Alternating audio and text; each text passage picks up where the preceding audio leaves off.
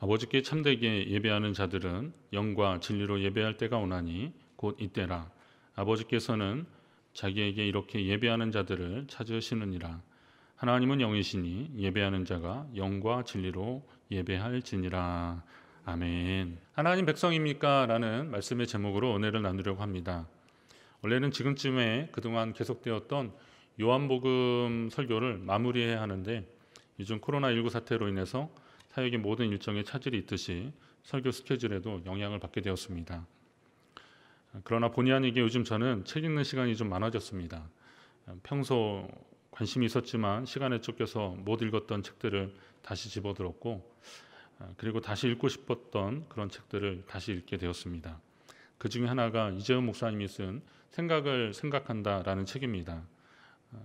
목회자로서 듣는 여러 말과 또 교회의 본질에 대해서 고민하던 내용들을 잘 정리해서 글로 쓰셨습니다.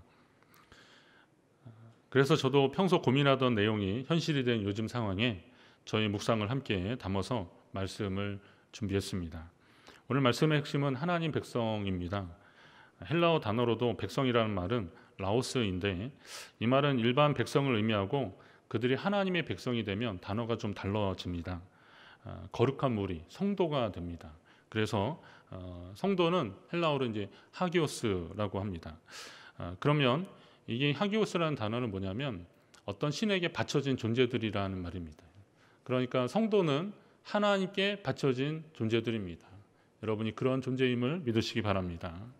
하나님 백성은 하나님께 바쳐진 거룩한 존재인 하기오스, 성도라는 것입니다. 교회에 나왔기 때문에, 교회에 등록했기 때문에, 새가족반 수료를 했기 때문에 그래서 성도가 되는 것이 아니라 하나님께 바쳐져야 성도가 되는 겁니다.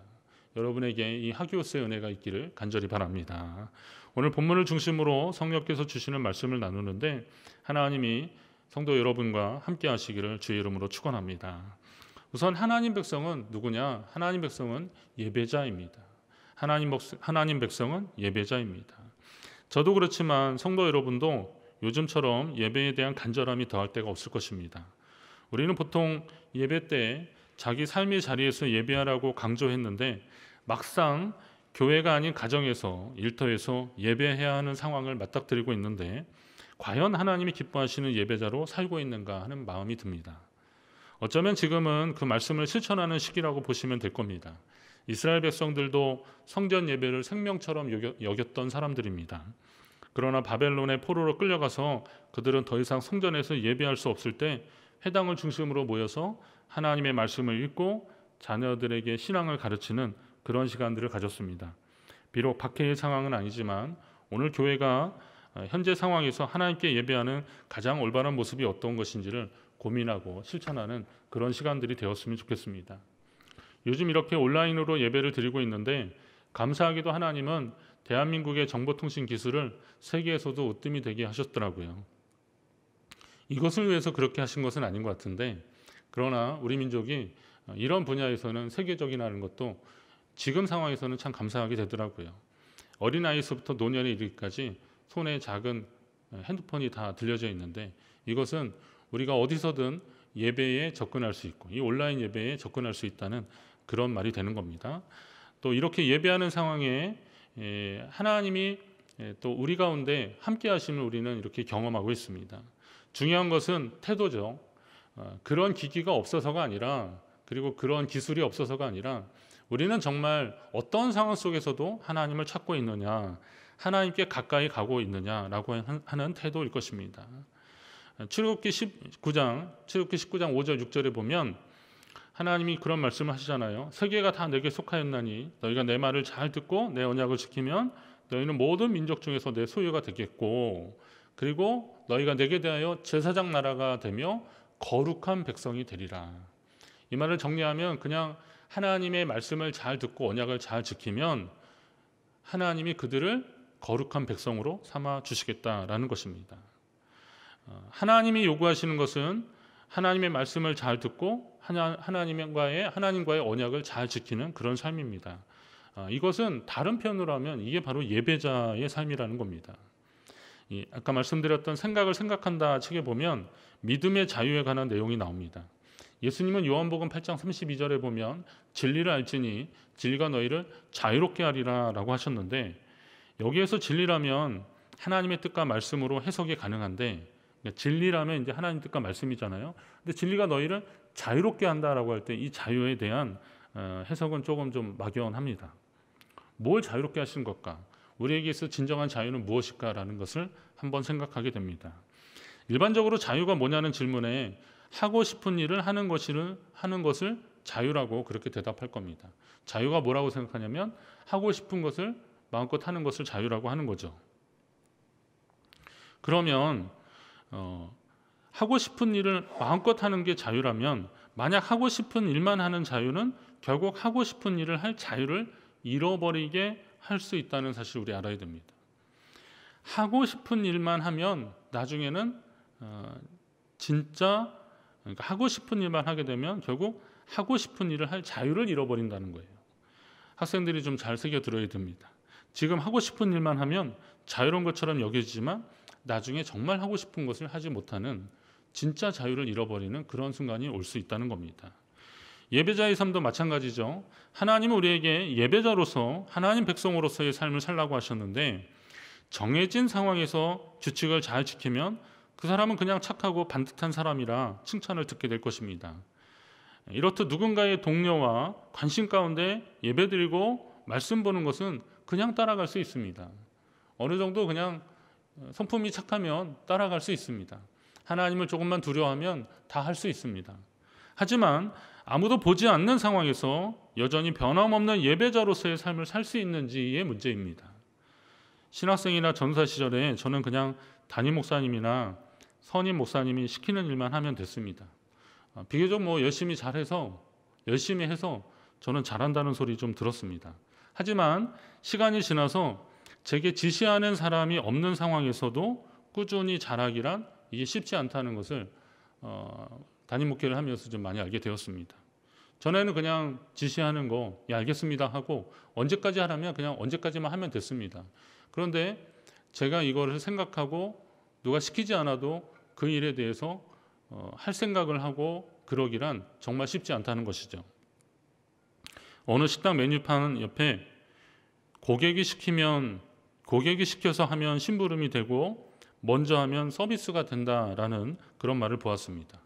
재밌더라고요. 고객이 시켜서 하면 심부름이 되고 먼저 하면 서비스가 된다. 사역의 원리에도 적용해 봤습니다. 먼저 하면 봉사고 이게 이제 서비스고 예배고, 그리고 시켜서 하면 일이 된다라는 거죠. 그렇지 않을까요? 우리가 하나님께 먼저 하면 이게 봉사가 되는 겁니다. 우리가 하나님 앞에 먼저 예배하고 그리고 하나님께 찬송하고 말씀 보고 하면 그건 그의 예배가 되는 거죠. 그러나 누가 시켜서 하게 되면, 마지못해서 하게 되면 그건 일이 되어 버리고 마는 것입니다. 믿음의 원리도 이와 같죠. 하나님의 뜻을 깨닫고 먼저 움직이는 성도가 하나님이 주시는 기쁨을 경험하게 되는 것입니다. 예배가 바로 그것입니다.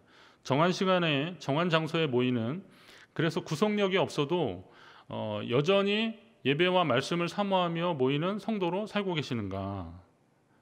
그러니까 주일에 이렇게 딱 정한 시간에 모이는 거 말고 여러분이 그냥 정한 시간, 하나님께 약속한 시간, 그런 시간에 모이는 그런 구속력이 없어도 여전히 예배와 말씀을 사모하는 성도로 사느냐 이겁니다. 누군가 보는 데서 말고 보이지 않는 곳에서도 여전히 예배자로 사는 저와 여러분 되시기를 바랍니다. 진리 안에서 누리는 자유는 성령의 감동으로 스스로 그 일을 하게 될 때 주시는 하나님의 은혜의 선물입니다. 이전에는 성경이나 책을 읽어도 설교 준비로 좀 머리가 복잡했습니다. 이걸 어떻게 어느 순간에 할까? 메모도 하고 또 거기다 포스트잇도 붙여놓고 막 그랬습니다. 그러다 보니까 어느 설교에는 이게 좀 맞지 않아서 그냥 넘어갔다가 나중에 발견해서 그것을 또 다시 인용하기도 하고 그렇습니다. 그렇게 많이 좀 관심을 많이 가졌습니다. 예배 인도할 때도 순서 때문에 이게 자꾸 좀 신경이 쓰이고 그랬습니다. 그러나 최근에 우리가 더 큰 책임감을 갖게 되더라고요. 재산 가운데 함께 하시는 하나님 아버지의 마음을 알게 되니까 이거 언제 써먹냐 이게 문제가 아니라 그 말씀을 읽을 때 그때가 하나님이 내게 역사하시는 순간이라는 것을 알게 되는 겁니다. 내가 하나님 앞에 감동이 되어서 기도하는 그 순간이 하나님이 내가 하나님께 아뢰는 것 같지만 사실은 하나님이 내게 말씀하시는 시간이라는 거죠. 우리가 하나님의 음성을 듣는 시간이 되는 것입니다. 여러분이 그 하나님 백성의 삶을 사시기를 간절히 바랍니다. 하나님의 전에 나와서 예배 드릴 때뿐만이 아니라 지금 여러분이 계신 그곳에서 하나님의 함께 하심을 믿으시고 주님과 함께 동행하는 참 자유함을 여러분이 누리시기를 간절히 바랍니다. 두 번째로 하나님 백성은 봉사자입니다. 해마다 연말이 되면 교회는 새로운 봉사자들을 찾습니다. 각 기관이나 부서에 함께할 사람이 필요하기 때문입니다. 고맙게도 어떤 분들은 자원하여 봉사하겠다고 오시는 분들도 있지만 대개의 경우 담당 사역자들을 비롯한 여러 사람들의 권유가 계속되는 상황이 벌어지고 있습니다. 그때 어렵다고 하시면서 가장 많이 드는 이유가 뭐냐면 저는 믿음이 부족하다고 그렇게 얘기합니다. 또 저는 시간적 여유가 없다라고 그렇게 이야기합니다. 맞더라고요. 교회에서 봉사하려면 자기 시간을 좀 투자해야 됩니다. 그 말은 봉사하는 데 들어가는 시간만큼이나 자기 삶의 영역에서 포기하고 하나님께 드려야 한다는 것을 그분들은 이미 알고 계신 겁니다. 자, 믿음의 자유에 대해서 말할 때 진정한 자유를 누리면서 살고 있는지를 알려면 어떤 것을 할 수 있는가가 아니라 어떤 것을 멈출 수 있는가가 그걸 보면 되는 겁니다. 언제 말씀드렸죠? 멈출 수 있을 때 멈추지 못한다면 그건 너무 빨리 가고 있는 것이다. 우리 인생에 있어서 멈출 수 있을 때 멈추지 못하면 그건 너무 빨리 가는 겁니다. 통제불능의 상태로 가고 있는 겁니다. 좋은 자동차일수록 빨리 가는 차일수록 제동장치가 좋습니다. 그리고 인생에 있어서도 그런 것 같더라고요. 우리가 멈출 수 있을 때 좀 멈출 줄 알아야 되는 거죠. 자기 통제가 좀 가능해져야 되는 겁니다. 자, 어떤 것을 가질 수 있는가보다 어떤 것을 포기할 수 있는가를 보면 그가 진짜 자유로운 사람인지 그가 진짜 성숙한 사람인지를 알 수 있습니다. 무엇을 가지려고 애쓰는 것도 있지만 내가 그런 부분에서 포기하고 내려놓는 거 그가 얼마나 성숙한 사람인지 알 수 있습니다. 예수님이 말씀하신 진리를 알 때 진리가 너희를 자유케 하리라 라는 말씀은 진리 안에서 우리가 세상적으로 좋아하고 의지했던 것을 포기하는 그런 능력이 그런 가치가 그 진리 안에 있기 때문에 우리는 그 진리를 세상의 그 어떤 것들과 바꾸지 않는 것입니다. 그렇다면 그 진리 때문에 우리가 내려놓게 되면 그건 포기하는 거잖아요. 그럼 거기에서 자유함을 누리는 겁니다. 여러분 자유하지 못하는 게 어떤 거냐면요. 집착하는 거더라고요. 내가 어떤 사람을 사랑한다 그래도 사랑이 집착으로 바뀌면 그게 진짜 사랑이 아니지 않습니까? 거기에 매이는 거거든요. 그러면 이 집착하는 것 때문에 오늘 우리는 자유하지 못하는 것들이 너무 많은 거거든요. 그러나 진리의 가치와 그 능력의 소중함을 알기 때문에 그것을 위해서 나의 일상에 있어서 아니면 나의 바라던 것들 중에서 어떤 일정한 부분들을 포기할 때 거기서부터 진정한 자유가 생겨나기 시작하는 겁니다. 그럼 하나님이 백성은 봉사자라고 하였는데 적어도 구약에서 봉사를 의미하는 단어가 좀 몇 가지 있습니다. 지난주부터 제가 원어를 자꾸 인용을 하는 거를 이해하고 들으십시오. 제가 원어를 이렇게 잘 보니까 그동안 뭐 설교 때 그냥 제가 해석을 해서 말씀드리고 그랬지만 그냥 같이 보는 즐거움도 있더라고요. 근데 구약에서 그 하나님의 백성이라고 할 때 여기에서 하나님의 백성이 봉사자라고 했는데 구약에서 이 봉사를 의미하는 단어가 크게 몇 가지가 있는데 그 중에 하나는 히브리어 사라트라는 단어입니다. 이것은 성막에서 하나님께 제사 지내는 일을 할 때 이 말을 사용했습니다. 민수기 3장 31절에 보면 그들이 맡은 것을 증거계와 상과 등잔대와 제단들과 성소에서 봉사하는 데 쓰는 기구들과 그랬습니다. 여기서 사용된 단어가 사라트입니다. 이거는 성소에서 제사 지낸다, 하나님 앞에 예배한다라고 할 때 사용되는 단어입니다. 또 다른 하나는 아보다라는 말인데요. 이 말인데 이거는 노동, 일, 수고 이럴 때 말하는 겁니다. 민수기 4장에 보면 30대부터 50세까지 해막에서 복무하고 봉사할 모든 자라. 이 봉사할 때 이 아보다라는 말입니다. 이 말은 어떤 수고하는 겁니다. 노동을 하는 거예요. 어떤 노역을 하는 거예요. 그래서 성막에서 자기 몸을 들여서 노동을 하는 그런 일들을 할 때 이 아보다라는 단어를 사용하는 겁니다. 그리고 또 한 가지는 차바인데요. 민수기 4장 35절에 보면 여기 그런 거죠. 30대부터 50대까지 해막에서 민수기 4장 33절이었거든요. 복무하고 봉사하는데 여기서 똑같이 말합니다. 30세부터 50세까지 회막에서 복무하고 봉사할 때라고 할 때 여기서 사용되는 단어는 또 차바라는 단어예요. 근데 이 말은 뭐냐면 전쟁에서 싸울 때 말하는 단어입니다. 똑같은 단어인 것 같은데도 우리말에는 이 구분이 잘 안 되더라고요. 그럼 원어로 본다면 그 앞에 봉사는 노역, 수고하는 거고 그 뒤에 그 차바라는 단어는 뭐냐면 전쟁에서 싸울 때 사용하는 단어입니다. 그러면 세 가지가 되는 거잖아요. 우리가 하나님께 봉사한다고 할 때 예배하는 일이고 그리고 몸을 움직여서 수고하는 일이고 대적과 맞서 싸우는 일, 이게 바로 다 포함되는 거라는 거죠. 봉사한다고 할 때 적어도 이 세 가지를 포함하는 말이 되는 겁니다. 여러분이 하나님 백성으로 하나님께 예배하고 계십니까? 몸을 움직여 수고하고 계십니까? 그리고 치열한 영적 싸움에서 물러서지 않고 맞서 싸우고 있습니까? 여러분이 모두 주님께 봉사하는 성도 되시기를, 하나님 백성 되시기를 간절히 바랍니다. 마지막으로 하나님 백성은 전도자입니다. 우리 같이 예배 드리고 있는 분하고 말씀할까요? 하나님 백성은 전도자입니다. 전도자로 사십시오. 성경 읽다 보면 조금 이해가 되지 않는 내용들을 제가 발견했습니다. 그건 뭐냐면 우리의 구원이 행위에 있지 않다라고 하면서 말씀하셔요. 디모데후서 1장 9절에 보면 하나님이 우리를 구원하사 거룩하신 소명으로 부르심은 우리의 행위대로 하심이 아니요. 하나님이 우리를 구원하시고 그리고 소명으로 부르신 것은 우리의 행위대로 하신 것이 아니라 오직 자기의 뜻과 영원 전부터 그리스도 예수 안에서 우리에게 주신 은혜대로 하심이라 이렇게 말씀하십니다.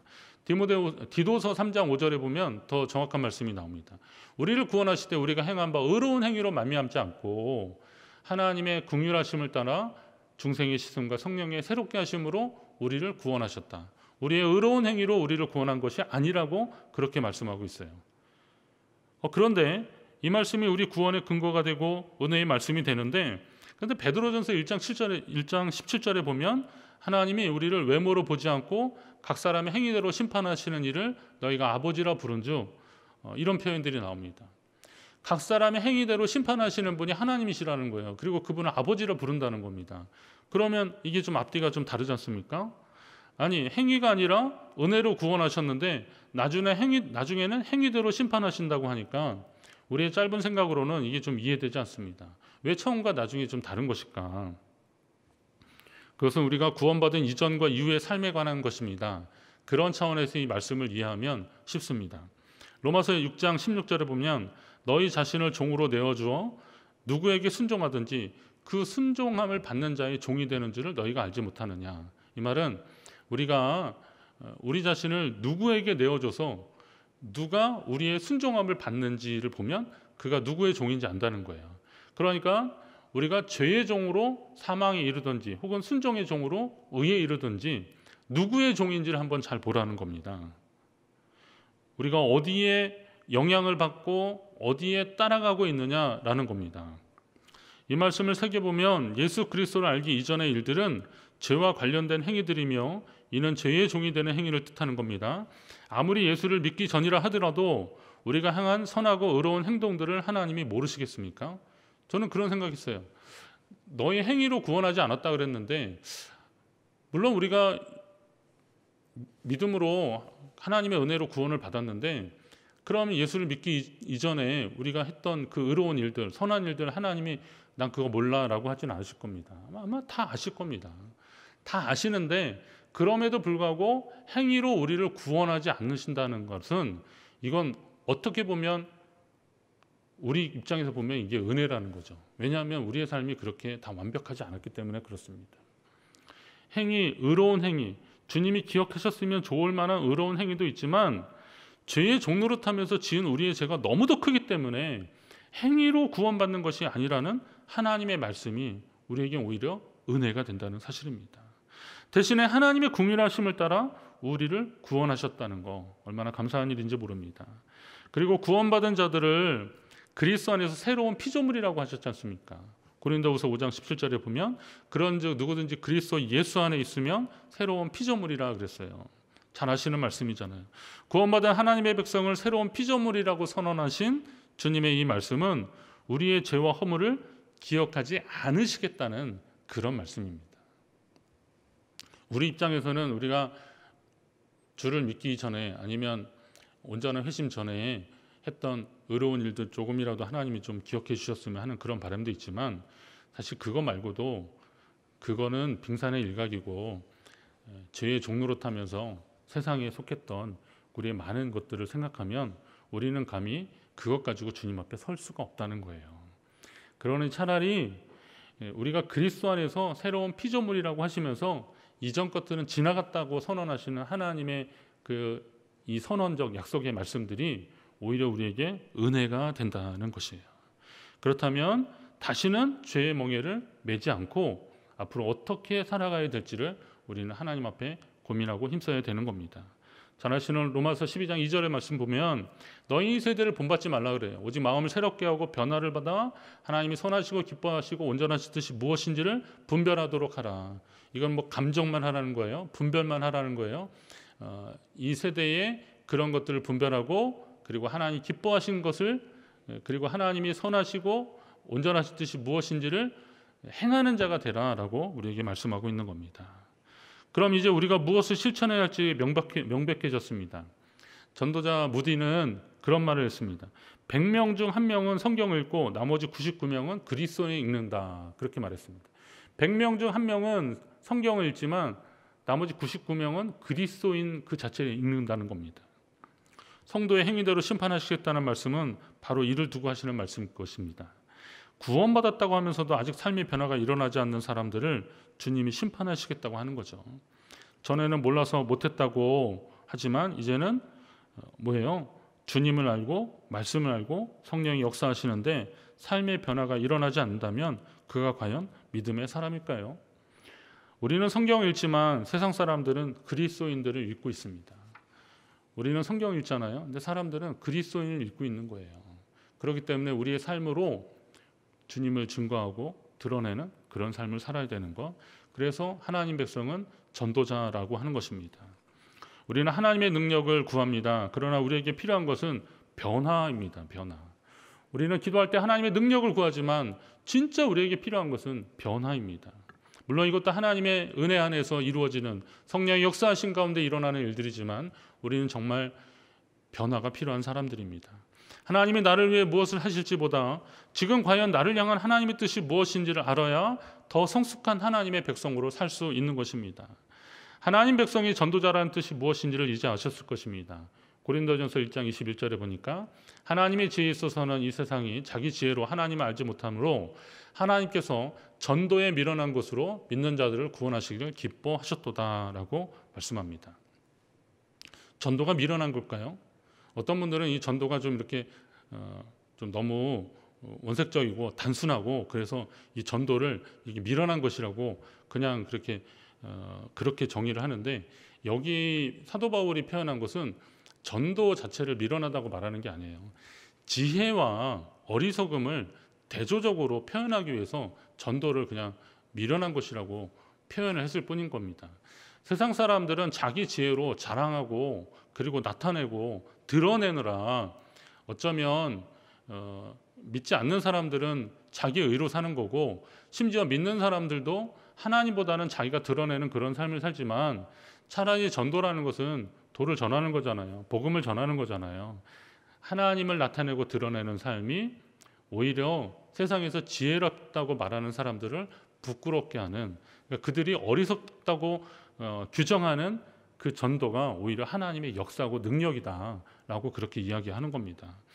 다시 말해서 전도는 예수가 그리스도시다, 구원이시다 이렇게 외치는 것만이 전도가 아니라 여러분의 삶으로 예수 그리스도를 증언하는 것이라는 겁니다.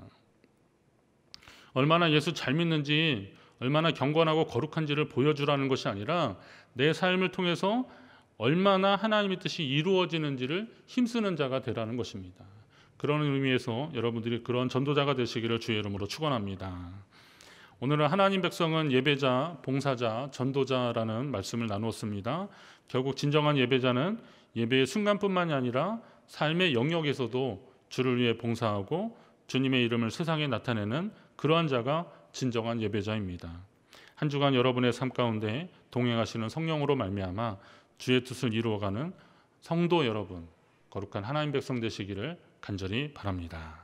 기도합니다. 하나님 아버지, 오늘 우리에게 주신 하나님의 은혜를 다시 한번